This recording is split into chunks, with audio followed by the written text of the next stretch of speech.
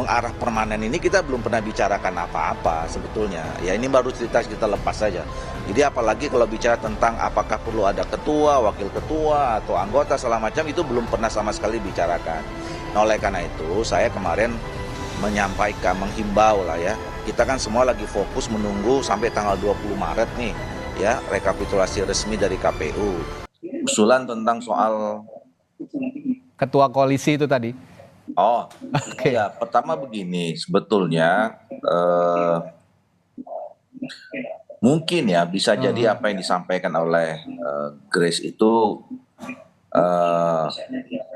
karena respons ya, mendengar apa perbincangan lepas sebetulnya Ya. di pimpinan Koalisi Indonesia Maju bahwa sebaiknya untuk menghadapi agenda-agenda politik ke depan ya, termasuk 5 tahun ini kan membutuhkan suasana situasi yang favorable ya untuk melaksanakan program-program yang cukup banyak turunan dari visi yang disampaikan oleh Pak Prabowo dan Pak Gibran kemarin gitu.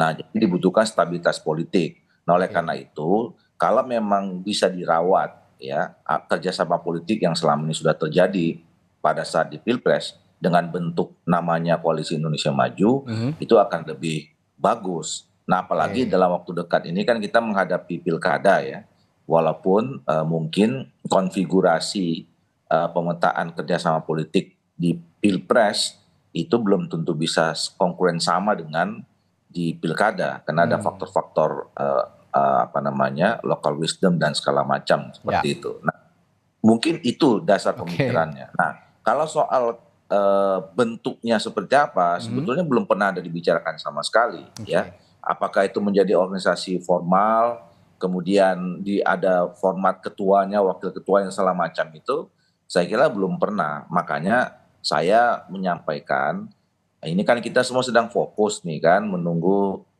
penghitungan resmi rekapitulasi pasangan oleh KPRI.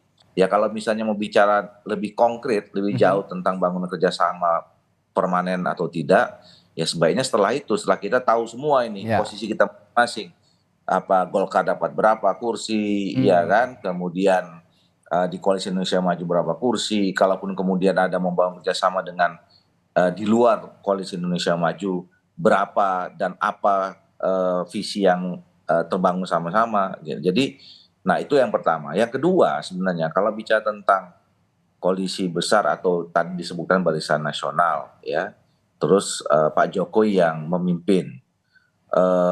Ini dalam rentang waktu kapan mau dibangun gitu, ya.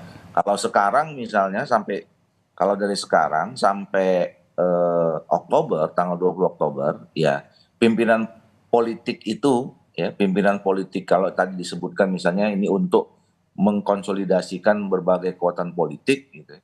Ya pemimpin politik kita kan masih Pak Jokowi sampai saat ini, dan itu tidak akan berubah. Tapi kalau setelah tanggal 20 Oktober, ya tentu situasinya mungkin akan berbeda karena kita sudah punya presiden yang baru nanti, yang secara otomatis dalam sistem presidensial kita, ya presiden itu kepala pemerintahan, kepala negara, ya juga sebagai pemimpin politik. Gitu. Nah, makanya ini nanti yang saya kira harus di-clearkan ide dari teman-teman pres itu dikonkretkan, dibicarakan apa sebenarnya motif dan latar belakangnya, kira-kira begitu. Saya sepakat. Iya, saya kira memang kita juga harus meluruskan ya situasi yang terjadi makin kesini ini kan seakan-akan apa ya, Pak Jokowi ini di pojok-pojokan ya. Kalau ada itu apa dan segala macam. Nah, sekarang ini dibenturkan dengan salah satunya Golkar gitu ya. Sebenarnya kita juga kan belum pernah mendengarkan langsung pernyataan resmi dari Pak Jokowi. Ini misalnya diusulkan oleh Grace ya. Apakah memang itu Pak Jokowi berkenan? Belum tentu juga, kan kira-kira begitu ya. Nah, jadi menurut saya juga kita jangan terus meluaskan soal rumors-rumors yang nanti bisa ya menyesatkan pada akhirnya karena belum tentu ada kebenarannya, kira-kira begitu. Nah, soal pilkada juga seperti itu. dalam pilkada ini kan sebetulnya masing-masing partai politik juga punya mekanisme sendiri. Intinya adalah setiap event politik, ya, setiap kompetisi politik, pasti partai politik, semua partai politik ingin memenangkan event politik itu. Dan mereka menyusun strateginya masing-masing berdasarkan mekanisme yang ada di dalam internal yang kemudian menjadi kedaulatan otoritas partai politik. Walaupun ya di dalam kontestasi pilpres maupun pilkada sesuai dengan aturan dan peraturan perundangan, ya kalau nggak cukup sendirian itu bisa bergabung dengan partai politik yang lain. Nah, makanya saya kira kalau menghadapi pilkada itu kan ada dua sebetulnya. Ya. Yang pertama dilihat pada figurnya, ya, ketokohan dari orang yang mau kita calonkan. Oke. Apakah memang cukup punya elektabilitas, punya popularitas atau tidak. Nah, yang kedua networking yang dibangun, ya, baik itu oleh si tokohnya ataupun partai politik yang mendukungnya atau gabungan partai politik yang mendukungnya. Jadi saya kira standarnya itu, gitu. Bahwa kemudian ada faktor atau variabel-variabel lain untuk membantu pemenangan, ya itu variabel yang berikutnya. Jadi kembali ke pertanyaan tadi soal mempermanenkan kerjasama politik, ya. Saya setuju bahwa dari awal pembicaraan ini kita harus menetapkan bahwa kita ini ada menganut sistem presidensial dalam pemerintahan kita. Kita tidak mengenal koalisi atau kemudian oposisi, ya. Makanya saya dari awal mengatakan kerjasama politik, walaupun judulnya bisa pakai nama koalisi gitu.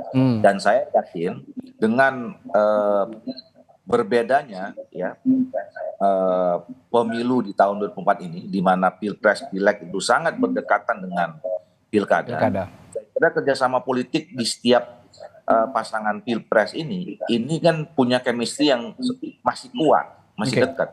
Jadi modal utama menghadapi pilkada ini masing-masing pasti kerjasama politik ini itu dulu yang dilihat. Misalnya contoh teman-teman PKS sama teman-teman Nasdem mengatakan, ya, bahwa kami akan juga melanjutkan kerjasama politik ini menghadapi pilkada. Bahkan kemarin informasi yang saya dapat ada pertemuan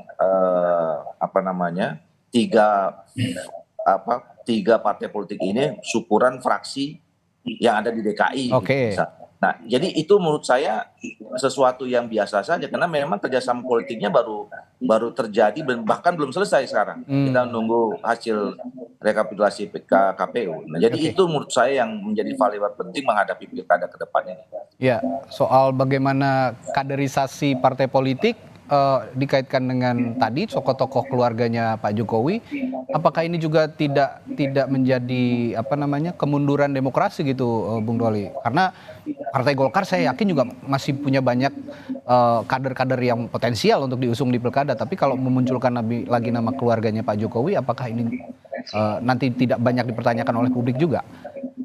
Iya, sejauh ini kalau Partai Golkar kami sudah melakukan proses ini 1,5 tahun. Ya. Kami sudah punya 1000-an nama sekarang yang kita inventarisasi dari seluruh 514 kabupaten dan kota dan kemudian 37 provinsi di luar Yogyakarta. Nah, ini dan mulai minggu ini sekarang sudah kami godok gitu, ya. Untuk dievaluasi, kemarin dikasih surat tugas dan seterusnya gitu. Nah, itu adalah bagian dari proses kaderisasi yang kita lakukan juga di dalam Partai Golkar. Nah, bahwa kemudian nanti muncul nama-nama yang biasa saja, kan? Kemudian di tengah jalan muncul nama yang populer, muncul nama yang punya elektabilitas tinggi. Apakah itu datang dari partai politik lain seperti yang saya katakan tadi bahwa mungkin di satu tempat Partai Golkar nggak cukup. Ya kan? Nggak cukup untuk mencalonkan sendiri misalnya. Maka kemudian kita kan harus berkomunikasi, berkompromi dengan partai-partai yang lain untuk membuat cukup itu. Nah, dalam proses negosiasi itu kan belum tentu juga calon yang kemarin kita usulkan itu diterima oleh partai lain.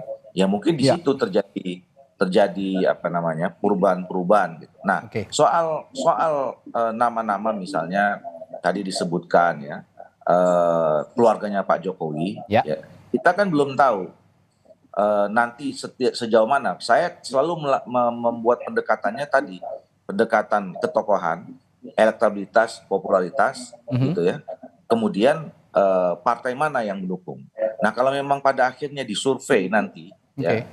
nama-nama itu ternyata tingkat popularitasnya baik, tingkat elektabilitasnya bagus, gitu ya. Ya Ya, itu mungkin bisa jadi salah satu pertimbangan oke. partai-partai politik untuk mengusungnya. Nah, Ya, sementara ini kan setahu saya kemarin yang mengusulkan di Sleman itu kan Partai Gerindra. Gerindra, ya. Ya, Gerindra betul. menjadi bagian dari kami. Nah, nanti pasti akan dibicarakan kalau memang betul serius Gerindra mencalonkan siapa Erina ya, kalau nggak salah ya. Ya, Erina itu ya pasti nanti akan sampai juga kepada kami pembicaraan ya, di Kabupaten Sleman itu. baik. Nah, Ya. gitu. Ini berarti pendekatannya juga kalau Golkar saintifik lah ya begitu kira-kira Bung Doli kalau kalau dilihat dari survei elektabilitas dan popularitas. Ya, selama ini kami tidak meninggalkan pendekatan itu Oke. di dalam Baik. menghadapi event politik, Ya. pilpres, pileg, apalagi pilkada, kira-kira Ya. gitu.